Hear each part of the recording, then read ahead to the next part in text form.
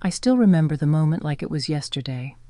The new CEO, my boss's son, walked into the room, looked at me, and fired me on the spot. He didn't know I'd been with the company for over a decade. He didn't know I was the only one who could save the company's biggest deal, and he had no idea that in his arrogance, he had just started a war he was about to lose. Welcome to American Affairs. If you are new, please subscribe to our channel and like this video. It only takes a second, but it gives us motivation to bring you more stories. Now, let's get into today's story.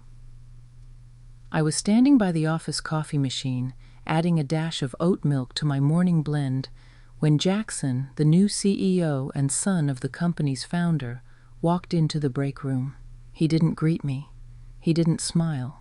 He just looked at me like I was part of the furniture he'd decided to throw out. "Amelia, I need to see you in my office. Now." It wasn't a request. I had been with Anderson Co. for nearly 11 years. In that time, I had built the client services department from scratch, negotiated over 100 contracts, and trained most of the team that now sat just outside his office door. But none of that mattered to Jackson.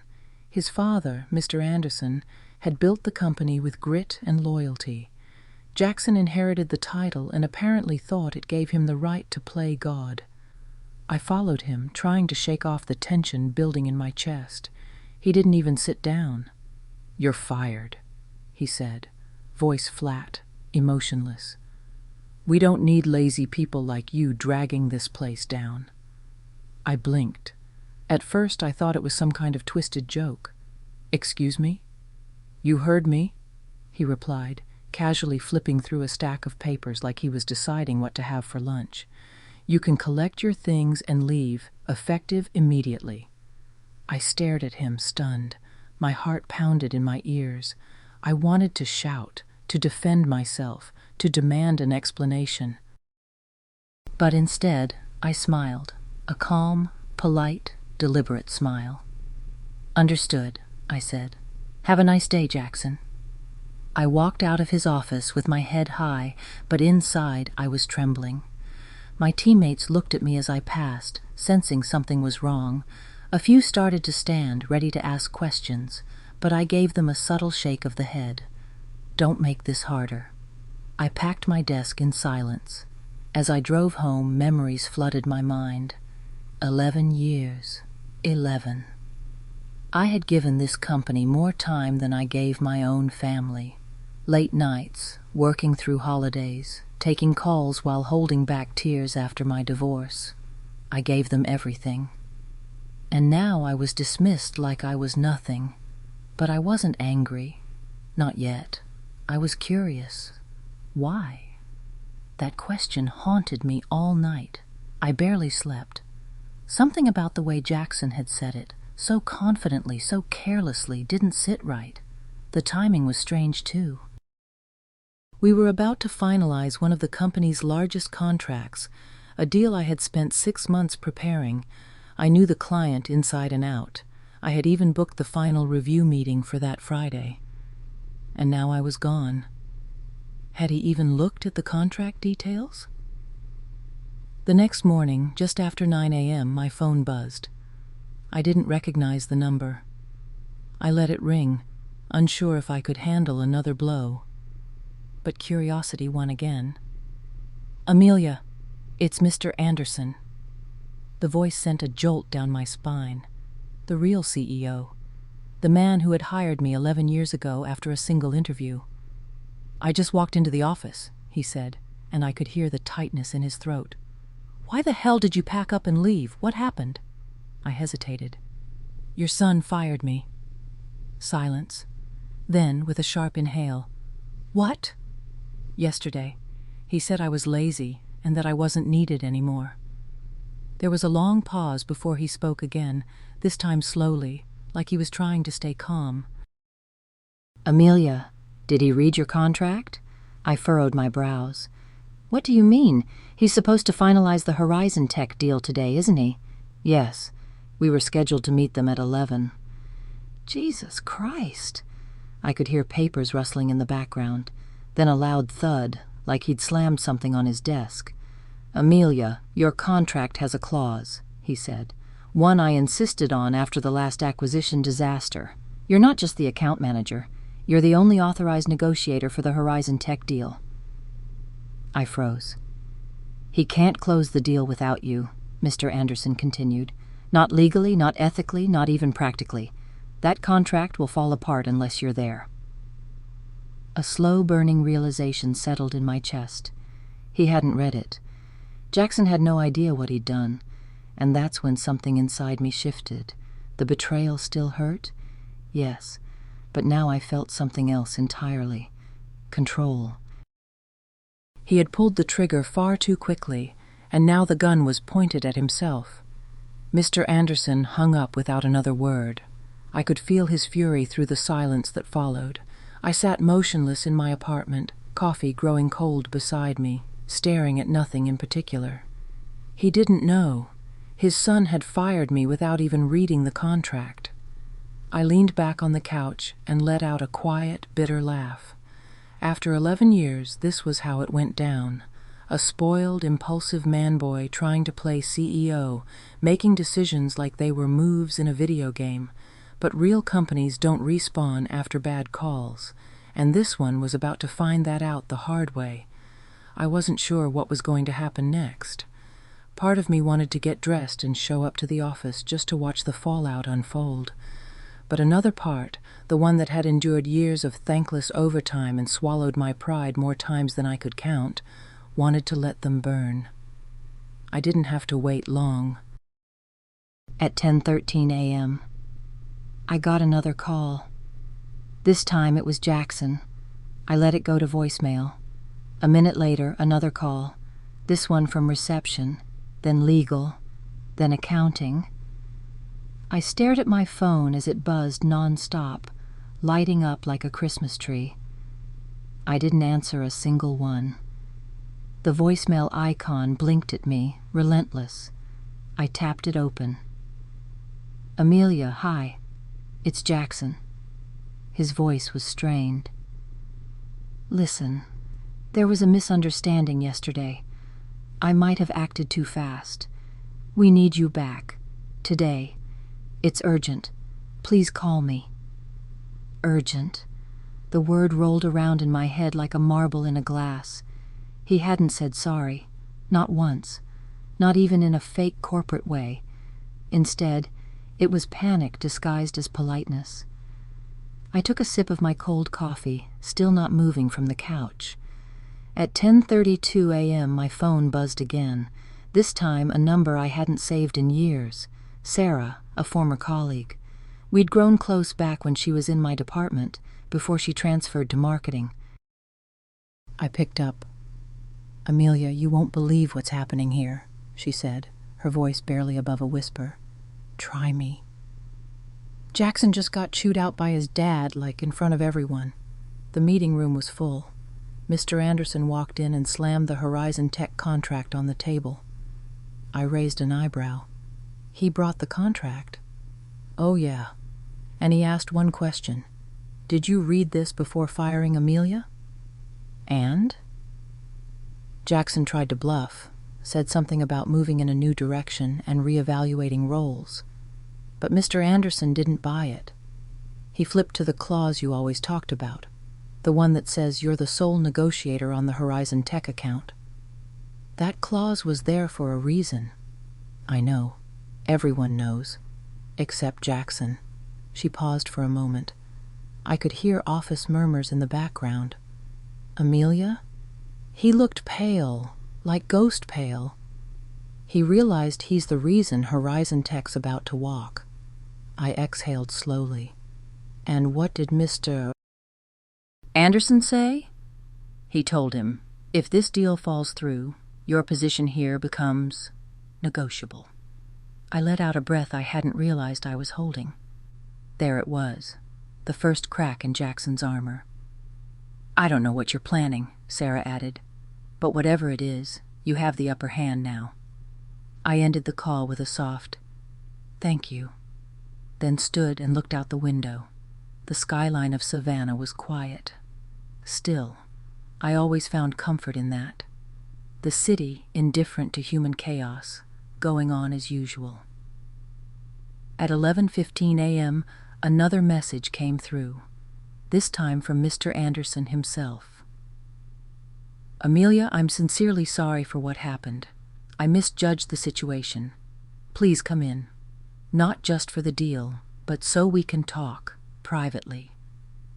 It was tempting, but I wasn't ready to just walk back in like nothing happened. Not yet. Jackson's mistake wasn't just about a contract. It was about respect, about trust, and about the years I had given. Years that couldn't be replaced by a panicked phone call and a seat at a negotiation table. Still, something stirred inside me. I wasn't a petty person, but I wasn't weak either. I didn't want revenge. I wanted accountability. I picked up my phone and finally responded, not with a call, but a message. I'll consider returning to finalize the Horizon Tech deal, but only under specific conditions. I'd like to speak with Mr. Anderson directly beforehand. I hit send. Then I changed out of my pajamas and began to prepare. By the time I arrived at the office, it was just past noon. I didn't use the employee entrance. I walked through the main lobby like a guest, a move I knew would draw attention. Everyone knew I had been fired the day before. My return now was more than a quiet comeback. It was a statement. The receptionist stood up the moment she saw me. Ms. Vance? Amelia. She stammered. Mr. Anderson is expecting you. Right this way. As I followed her down the hall, I noticed the atmosphere had changed. People looked up from their desks. Conversations paused. There was a sense of quiet tension, like the building itself was holding its breath. Mr. Anderson was standing at the door to his office when I arrived. He wasn't smiling. Amelia, he said, nodding. Thank you for coming in. I nodded back, but didn't extend my hand. He stepped aside, letting me walk past him into the office. It was quiet for a moment as I took a seat across from his massive oak desk. He closed the door behind him, leaned against it, and let out a long sigh. I made a mistake, he began. A big one. I gave my son too much authority too fast. I wanted him to prove himself, but I didn't expect him to burn bridges before even learning how to build them. I stayed silent. He sat down. His voice softened. What he did to you was unprofessional, disrespectful. And frankly, it jeopardized a deal we've worked over half a year to secure. I nodded slowly. Yes, it did. I read the contract again this morning. Every word. You were given full autonomy over the Horizon Tech account. Legally, the client won't recognize anyone else as a representative of this company during negotiations. That clause was put in place after the Steel Ridge debacle. I remember it well. So do I said quietly. I was the one who managed the fallout. His eyes met mine. You didn't deserve what happened yesterday, he said, and I'd like to offer you your job back with full authority to finish the deal. Whatever conditions you need, we'll make them work. There was sincerity in his tone, regret too, but this wasn't just about the deal. It was about leadership, accountability, dignity. I'll return, I said, but I want everything in writing, a revised contract. Clear autonomy over Horizon Tech and no interference from Jackson. He nodded immediately. Done. And one more thing, I added, voice firm. This can't happen again. Not to me. Not to anyone. A long silence followed. Then he gave me a slow, thoughtful nod. You have my word. With that, I stood. The moment I stepped out of his office, I could see Jackson standing down the hall, arms crossed, pretending to be deep in conversation with a junior executive. But his eyes locked on mine the second I appeared. I didn't flinch. I didn't look away. I walked straight past him, and I swear, for a second, I saw the exact moment he realized his control was slipping. by 1 p.m., the boardroom was ready. The Horizon Tech team had just arrived, and we had about 30 minutes before the official meeting. I reviewed the documents one last time, confirming all the points we had previously negotiated. Their CEO, Mr. Khan, was a no-nonsense man with sharp instincts. He valued trust above all, and any whiff of internal disorganization would send him running. As I placed the printed Arabic translation of the final terms onto the table, I caught sight of Jackson pacing outside the glass walls of the meeting room like a caged animal. Mr. Anderson stepped out to intercept him. Their muffled voices escalated quickly until Mr. Anderson's hand shot up, silencing him. Jackson's face turned crimson. He looked over his shoulder at me with a mix of rage and humiliation. Then he walked away. That was the last time I saw him that day. At 1:30 p.m. sharp, Mr. Khan entered with his aides.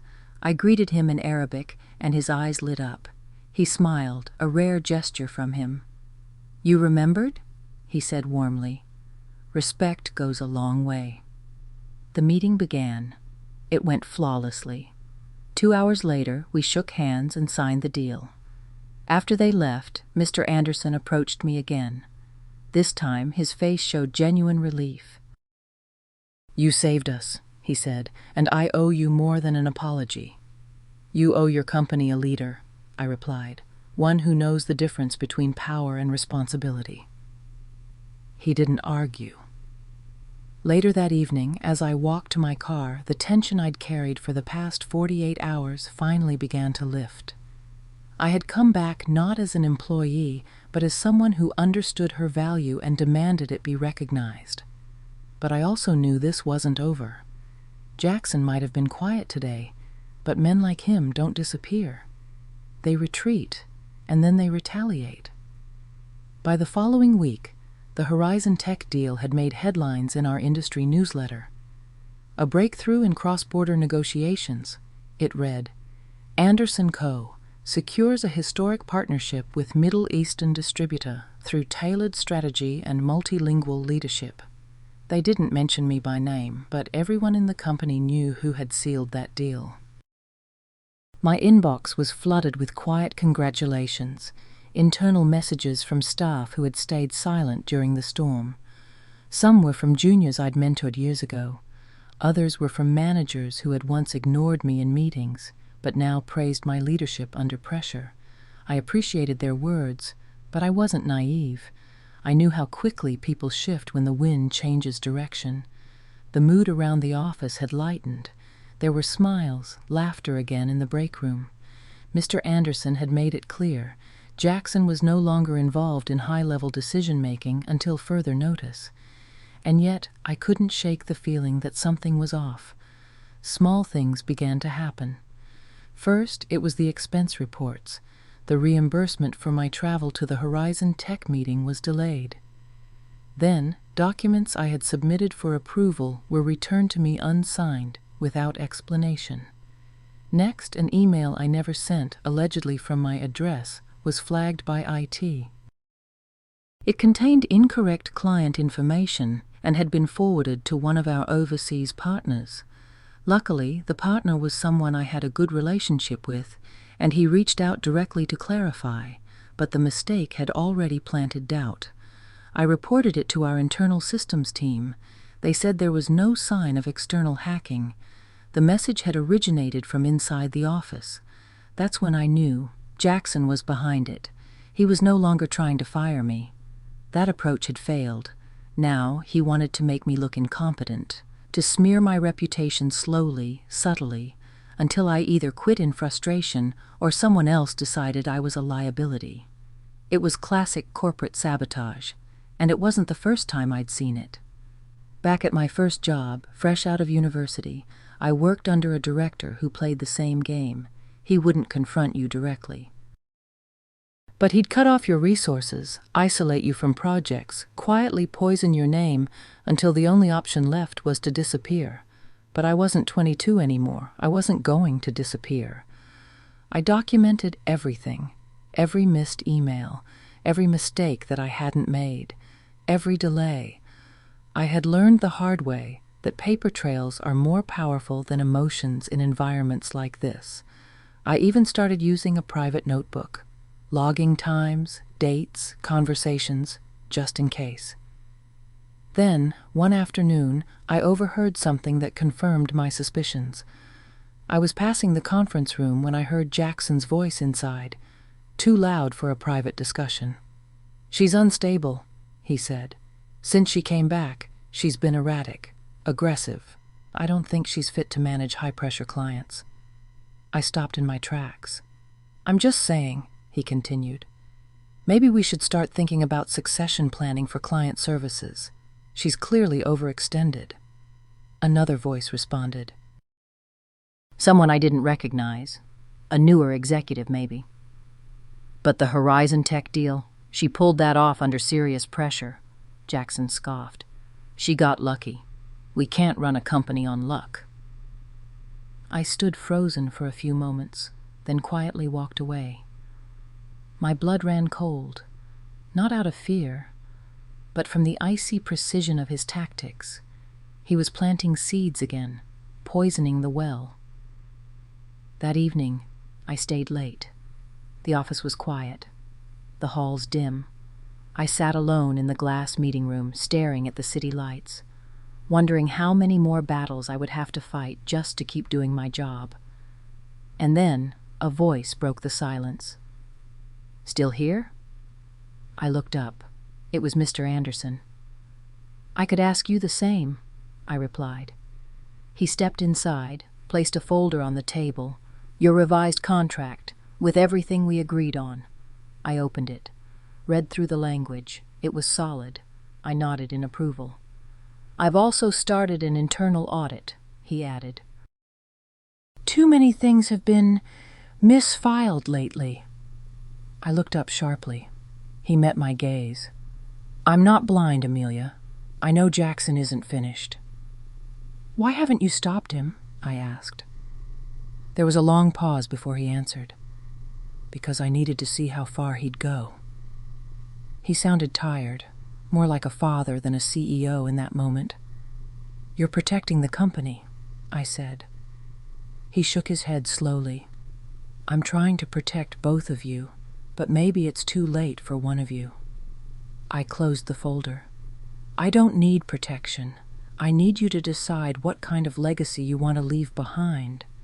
His eyes lingered on mine. Then he turned and left, and I knew something bigger was coming. The office felt colder that week, not because of the weather, but because the air between people had changed. Conversations dropped to whispers when I walked by. Some employees smiled at me, others avoided eye contact altogether. The internal audit had begun, and everyone knew it. People were nervous. So was I. I hadn't asked Mr. Anderson to launch an audit, but deep down I was relieved that he had. I needed the truth out in the open, not just for me, but for everyone who had been walking on eggshells since Jackson took over. Still, I knew how this game worked. In corporations, truth doesn't always lead to justice. Sometimes it leads to quiet exits and golden handshakes. Sometimes it's buried so deep behind red tape that the damage becomes irreversible. That Thursday, I was called into the audit committee's temporary office, an old storage room turned war room. Files were stacked on tables, monitors glowed with data, and a whiteboard was filled with timelines and digital breadcrumbs. Robert, the lead internal auditor, greeted me. "Amelia, thanks for coming in. We'd like to ask you a few questions about some recent irregularities." I nodded and took a seat. He pulled up a file on the screen. "First, this email that appeared to be from your account. We've confirmed it was sent from a shared workstation near the break room. The credentials were manually entered. So someone used my login?" He shook his head. "No, someone had your credentials. Copied them, most likely. This wasn't phishing. It was internal." I folded my arms. "I reported that incident the day it happened." He gave a tight smile. "Yes, and we're glad you did. We found a few others like it. Emails rewritten, spreadsheets altered, sign-offs removed, always traced to shared machines, always under your name. The weight in my chest grew heavier. This was coordinated, I said. Robert hesitated. Yes, and we've narrowed down the list of people who had access. We've also noticed unusual patterns linked to Jackson's executive assistant's login. I sat still. He continued carefully. We're not accusing anyone yet, but there's a clear pattern. Sabotage intended to discredit you. And possibly others. I clenched my jaw. So what happens now? That's where it gets complicated, he said. Mr. Anderson asked us to present our findings directly to him. He's made it clear he wants the truth, all of it, no filters. I nodded slowly. Then I'll be there. Robert raised his eyebrows. You're not required. I will be there, I repeated. If this is going to surface, I want to look everyone in the eye. He didn't argue. That night, I barely slept. I kept thinking about the others who had left quietly over the past year. Talented employees in their 30s and 40s who had simply moved on without much notice. People who had once been considered rising stars. I used to think it was just turnover. Now I wondered how many of them had been quietly pushed out by Jackson's games. I arrived early to the executive boardroom the next morning.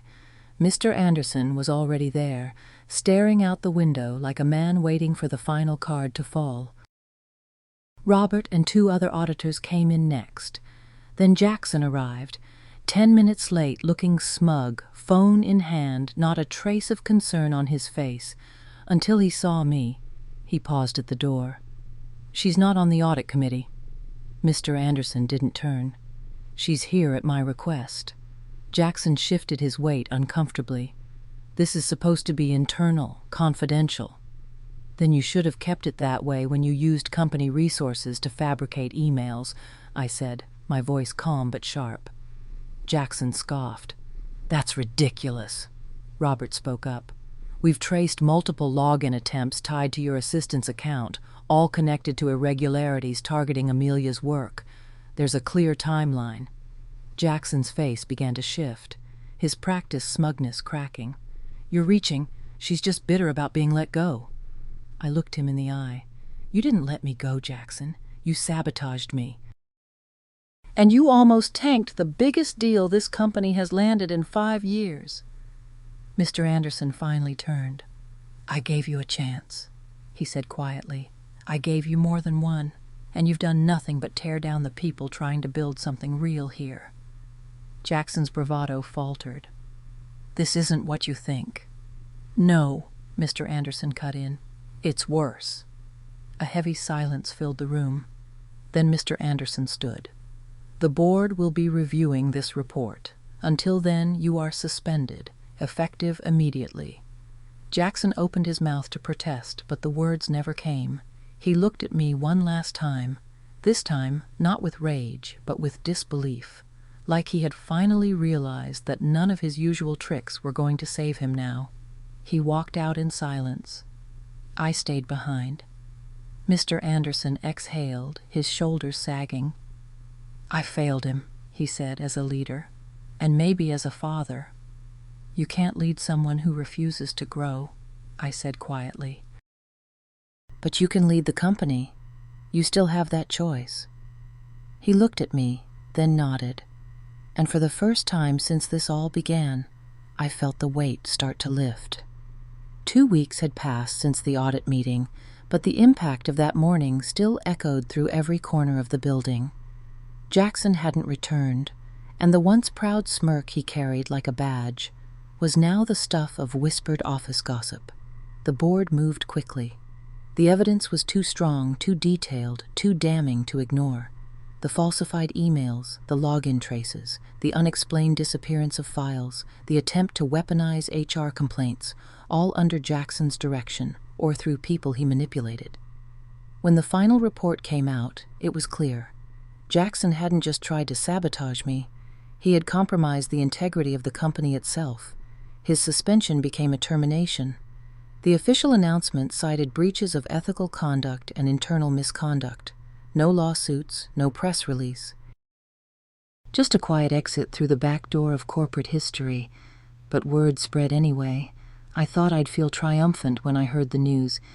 Instead, I felt calm, not victorious, just steady, like I had weathered the storm, and now I could finally breathe. A few days later, Mr. Anderson called me into his office. Closed the door. He sat at his desk, a folder in front of him, but he didn't open it yet. "I've spent a lot of time thinking about everything that's happened," he began, "and what I want this company to be moving forward." I didn't speak. I let him finish. "You've shown more leadership in the past month than most executives show in a career. You protected our biggest deal, held your composure in a public humiliation, and navigated personal attacks with professionalism. That's the kind of person I want helping run this company." He slid the folder across the desk. Inside was a promotion letter, Director of Client Strategy, an executive-level role. One that reported directly to him. I looked up, startled. "I didn't ask for this." "I know," he said. "That's why you deserve it." I hesitated, then gave him a small nod. "If I accept this, I want a say in how we move forward. I don't want to just hold a title. I want to rebuild this culture.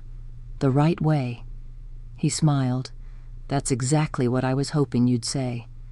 Later that evening, as I sat alone in my new office, a temporary one while renovations were underway, I stared at the blank nameplate on the door. For years, I'd walk these halls wondering if anyone really saw the work I did, the late nights, the client saves, the fires I put out without a single word of credit. I thought staying quiet was the best way to keep peace, to not cause friction. But silence had almost cost me everything. It wasn't just about a contract or a position. It was about remembering that competence is not arrogance, and professionalism is not weakness. I had been underestimated, dismissed, and sabotaged, but I had never been defeated, and I hadn't let myself become bitter in the process. That, to me, was the real win. In the weeks that followed, I started reshaping the department. I reopened lines of communication. I reinstated people who had been pushed out unfairly. I created an anonymous reporting system so no one else had to fear retaliation for speaking up. I even made time for the younger employees who were just starting out, some of whom had witnessed what I went through and quietly asked how I stayed strong. I told them the truth.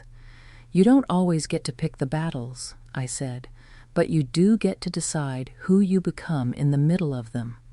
As for Jackson, last I heard he was interviewing at smaller firms out of state, but his reputation had caught up to him.